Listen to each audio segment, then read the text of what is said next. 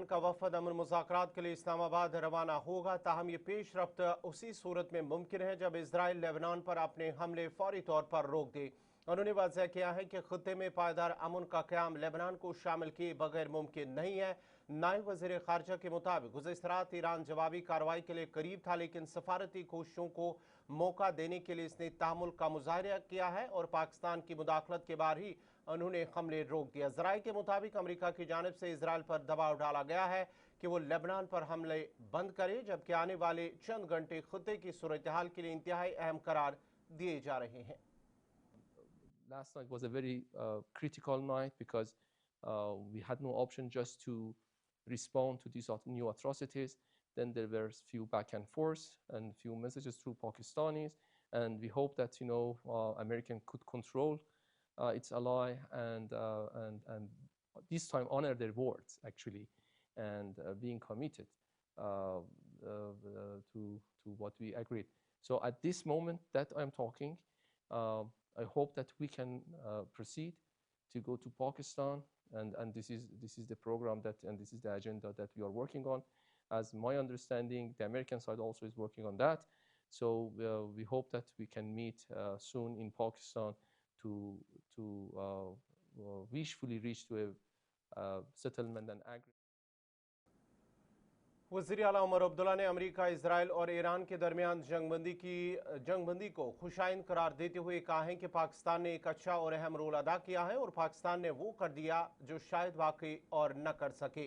उन्होंने कहा है कि ये भारत के लिए गौर करने का मकाम है कि अमेरिका और ईरान दोनों के साथ बेहतर ताल्लुकात के बावजूद वो ऐसा किरदार अदा नहीं कर सका। उन्होंने मज़ीद कहा है कि इसराइल के साथ भारत के करीबी ताल्लुकात शायद इस मामले में उसकी गुंजाइश को महदूद कर गए हों।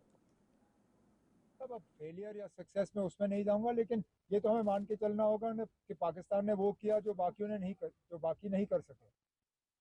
मेरा अपना मानना है कि कहीं ना कहीं हमारे जो इजराइल के साथ ताल्लुकात हैं वो हमारी थोड़ी सी कमज़ोरी बनी, क्योंकि जैसे मैंने कहा ये जंग सिर्फ इजराइल को चाहिए, और शायद अगर हम इतना इजराइल के करीब नहीं होते तो शायद हिंदुस्तान वो कर सकती थी जो पाकिस्तान ने किया, क्योंकि हमारे अच्छे ताल्लुकात हैं अमेरिका के साथ भी, ईरान के साथ भी। तो ये लगता है, जो मुझे लगता है, ये मेरी साथी सोच है कि हम ये रोल इसलिए अदा नहीं कर सके क्योंकि हमारे इजराइल के साथ ताल्लुकात कुछ ज़्यादा करीब के हैं। अब चलिए, जो सीज़फायर हुआ अच्छा हुआ। अगर इसमें पाकिस्तान लेफ्टिनेंट गवर्नर मनोज सिन्हा की सदारत में जम्मू कश्मीर को मंशियात से पाक बनाने की मुहिम के हवाले से एक अहम मीटिंग मुनक्कद हुई है, जिसमें चीफ सेक्रेटरी समेत सिविल और पुलिस इंतजामी के आला अफसरान ने शिरकत की। इजलास के दौरान मुहिम के मुख्तलिफ पहलुओं पर तफसीली तबादुल ख्याल किया गया है और इस बात पर जोर दिया गया कि मंशियात के खिलाफ जारी कार्रवाइयों को मजीद सख्त और मुहस्सर बनाया जाए। लेफ्टिनेंट गवर्नर ने अफसरान को हिदायत दी कि वो मंशियात के कारोबार में मुलविस अफराद के खिलाफ सख्त कानूनी कार्रवाई अमल में लाए ताकि इस नासूर का मुकम्मल खात्मा मुमकिन हो सके। उन्होंने कहा है कि इस मुहिम का बुनियादी मकसद नौजवानों को मंशियात की बिद्दत से दूर रखना और एक सेहतमंद माशरे की तश्कील को यकीनी बनाना है, जिसके लिए तमाम मुतल्लिका इदारों को संजीदगी के साथ मुश्तरका कोशिशें करनी होंगी।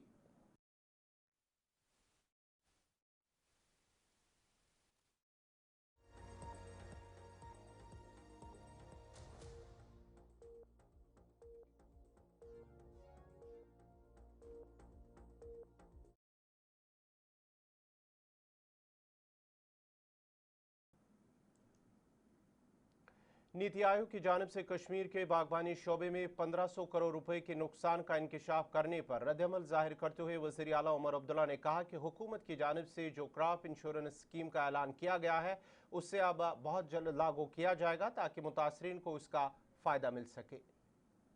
बजट में इस साल हमने हॉर्टिकल्चर के लिए क्रॉप इंश्योरेंस स्कीम जो है उसका ऐलान कर दिया है। अब फाइनेंशियल ईयर शुरू हुए, अब हफ्ता भी नहीं हुआ, हमारी कार्रवाई जो है वो चल रही है।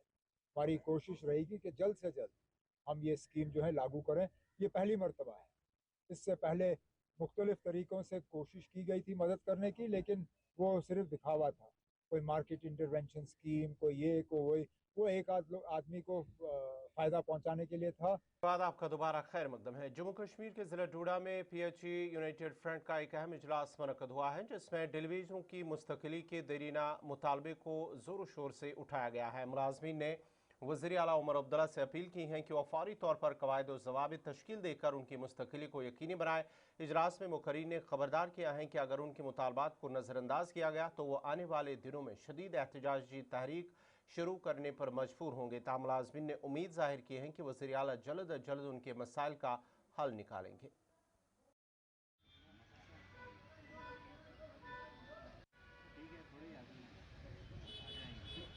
देखिए, आज हमने यहाँ पे कोर लीडरशिप की जो PH एम्प्लॉय यूनाइटेड फ्रंट की हमारी कोर लीडरशिप है, आज उसको यहाँ पे मीटिंग के लिए बुलाया था।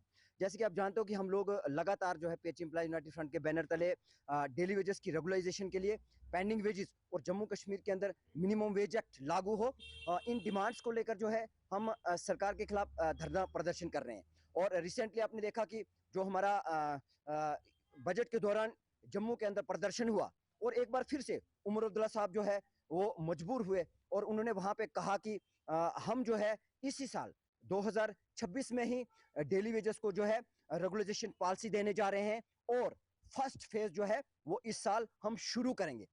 देखिए, सरकारें जितनी भी जम्मू कश्मीर के अंदर रही तो उन्होंने जो है वक्तन फवक्तन हमारे साथ वायदे तो किए, लेकिन वायदे पूरे नहीं हुए। इसीलिए अब जो है हम NC सरकार से भी उतना आश्वस्त नहीं है। तो एक तरफ से तो हमें पूरा विश्वास है कि on the floor of the house Omar Abdullah साहब ने जो है डेली वेजेस के लिए जो है कमेटी भी बनाई और रेगुलाइजेशन की भी बात की, लेकिन PH एम्प्लॉइज यूनाइटेड फ्रंट जो है तब तक विश्वास नहीं करेगा जब तक उमर अब्दुल्ला साहब जो है पॉलिसी का ऐलान नहीं करते हैं। मैं आपके चैनल के माध्यम से तमाम डेली वेजेस से यही अपील करूंगा कि PH एम्प्लॉइज यूनाइटेड फ्रंट जो है पीसफुल प्रोटेस्ट लगातार करता रहेगा और हम सबको जो है एकजुट होने की जरूरत है जब तक न सरकार पॉलिसी का ऐलान करे। सबसे पहले आपके चैनल का धन्यवाद। आज PHE एम्प्लॉय यूनाइटेड फ्रंट की सबसे पहले यहाँ मीटिंग थी जिसमें हमारे रवि शर्मा और बाकी साथी जो थे उन्होंने हिस्सा लिया। मीटिंग इस बारे में है कि आज से हम एक अपनी एहतजाजी मुहिम जो है उसको चला रहे हैं और इस उम्मीद पर हैं कि उमर अब्दुल्ला ने जो सदन पर डेली विजनों के लिए जो वादा किया है कि हम जल्द ही इनको रेगुलाइज करेंगे, तो उस उम्मीद को सारे हम जो हैं इस वक्त मीटिंग कर रहे हैं जगह जगह और हमें उम्मीद है कि उमर अब्दुल्ला अपना वादा जो है वो पूरा करेंगे और डेली विजन का पहला फेज में जो है वो 2026 में शुरू करेंगे। तो देखिए ना, सरकार ने हमें हमेशा इस्तेमाल किया है, लेकिन अब 32 साल के बाद जो टाटा स्टील कलूरस की जानिब से आज श्रीनगर में डीलर्स मीट का इनेकाद किया गया है, जिसमें गुज़िश्ता साल की कारकर्दगी का जायजा लिया गया है और मौजूदा माली साल के अहदाफ तय किए गए हैं। इस मौके पर कंपनी ने अपनी नई रूफिंग प्रोडक्ट भी मुतारिफ कराई हैं। तकरीब में नायब सदर Siyara Kulkarni, senior general manager Rahul Saxena, deputy head sales Vaibhav Sharma और सतविंदर सिंह समेत दीगर ओहदेदारान शरीक हुए हैं, जबकि CEO मोहम्मद सदीक बेग, M इस्माइल बेग और मुतअद्दिद नुमाया डीलर्स ने भी शिरकत की है। M इस्माइल बेग ने इस्तकबाली खिताब में डीलर्स के ताउन पर शुक्रिया अदा किया और कंपनी की मयारी मसनूआत को सारिफीन का अवलीन इंतखाब करार दिया है। तकरीब के दौरान एक इंटरेक्टिव सेशन भी मुनक्कद हुआ है, जिसमें डीलर्स ने अपनी आरा और तजावीज़ पेश की, जबकि बेहतरीन कारकर्दगी दिखाने वाले डीलर्स को एजाज़ात से नवाजा गया। FY26 जिन्होंने मेहनत करके दिखाया, न्यू प्रोडक्ट्स को भी चलाया, none other than along with our colleagues and partners who have taken the opportunity to connect, share.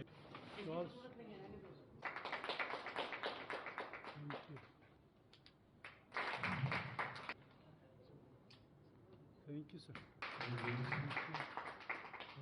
आप उसकी एक जर्नी हम आपके साथ शेयर कर सकें और जो कोई भी आपको दुविधा है, जो Tata BlueScope steel 50% BlueScope steel और पिछले नवंबर में टाटा ब्लूस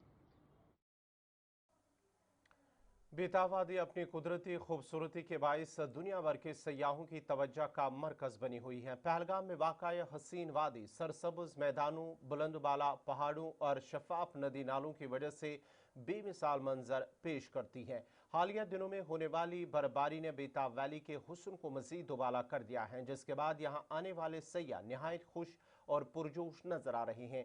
बॉलीवुड फिल्म बेताब की शूटिंग के बाद इस मकाम को आलमी शोहरत हासिल हुई है और तब से लेकर आज तक बेताब वैली सयाहों की पसंदीदा मंजिल बनी हुई है, जहां हर साल मुल्क और बैरून मुल्क से बड़ी तादाद में लोग कुदरत के हसीन नज़ारों से लुत्फ अंदोज होने आते हैं।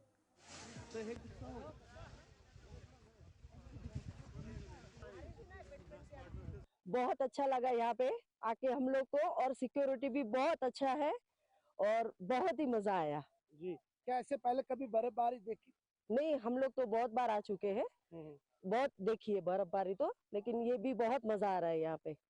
बहुत ही ब्यूटीफुल है, बहुत ही ब्यूटीफुल है, बहुत ही अच्छा वेदर मिला है और सबसे ज्यादा हम लोग को इसके लिए मजा आ रहा है क्योंकि हमारी पेट आई है साथ में और उसे भी बहुत ज्यादा अच्छा लग रहा है यहाँ पे जी। और सब लोग ने उसको बहुत अच्छी तरह से वेलकम किया है और सेफ्टी भी अच्छा है, अभी तक कुछ प्रॉब्लम नहीं हुआ है कहाँ पे भी, और यहाँ के लोग बहुत ही अच्छे हैं, बहुत ही हेल्पफुल है। तो महाराष्ट्र के लोगों के लिए क्या संदेश है? आओ कश्मीर आओ, मिनी स्विट्जरलैंड से भी अच्छा है, ब्यूटीफुल है। मेरा नाम सुरेश भानुशाली है। हम लोग मुंबई से आए हैं और महाराष्ट्र लोगों को संदेश है कि यहाँ आना चाहिए। मोदी साहब का जो व्यवस्था है, जो सिक्योरिटी है, और बहुत अच्छा टूरिस्ट डेवलप हुआ है। हम तो खाली महाराष्ट्र नहीं, ऑल इंडिया को बोलते हैं कि आप कश्मीर आओ।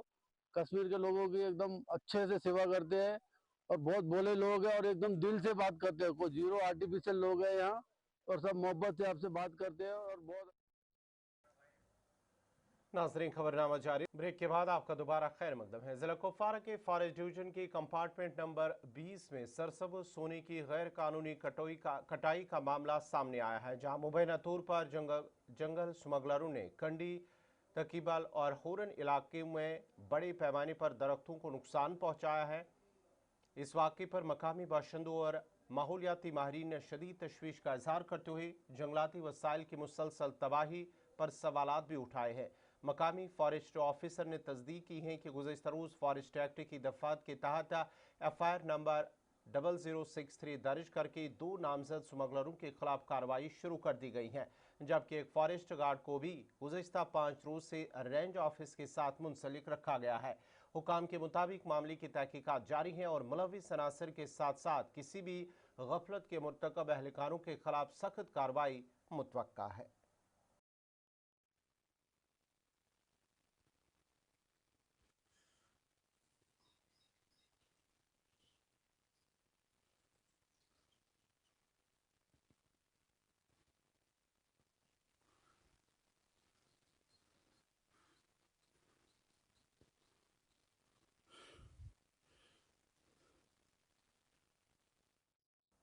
जिला कुपवारा के रहमुल इलाके में कुकरुसू से केलम तक जाने वाली सड़क की हालत इंतहाई ख़राब हो चुकी है। ये सड़क तकरीबन 5 साल कबल प्रधानमंत्री ग्राम सड़क योजना के तहत तामीर की गई थी, ताहम अब जगह जगह गहरे खड्डे बन चुके हैं, जिसकी वजह से पैदल चलने वालों और मुसाफिरों को शदीद परेशानी का सामना करना पड़ रहा है। मकामी लोगों का कहना है कि ख़राब मौसम के दौरान सूरत हाल मज़ीद अबतर हो जाती है और आमदरफ्त तकरीबन नामुमकिन बन जाती हैं। उन्होंने अब आला हुकाम से अपील की है कि इस सड़क की ज़रूरी मरम्मत की जाए ताकि लोगों की मुश्किलात दूर हो सके।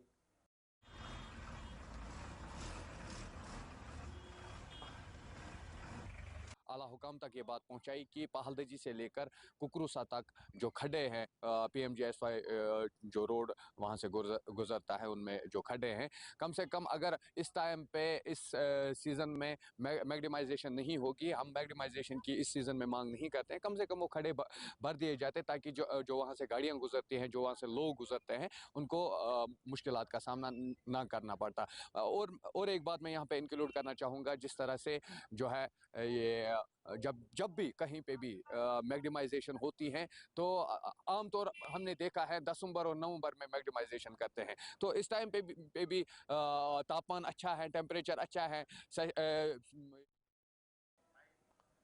नाज़रीन, इसी के साथ ही खबरनामा इख्तिताम पज़ीर हुआ चाहता है। अपने मेज़बान गौहर कुछी को इजाज़त दीजिए। अल्लाह हाफ़िज़।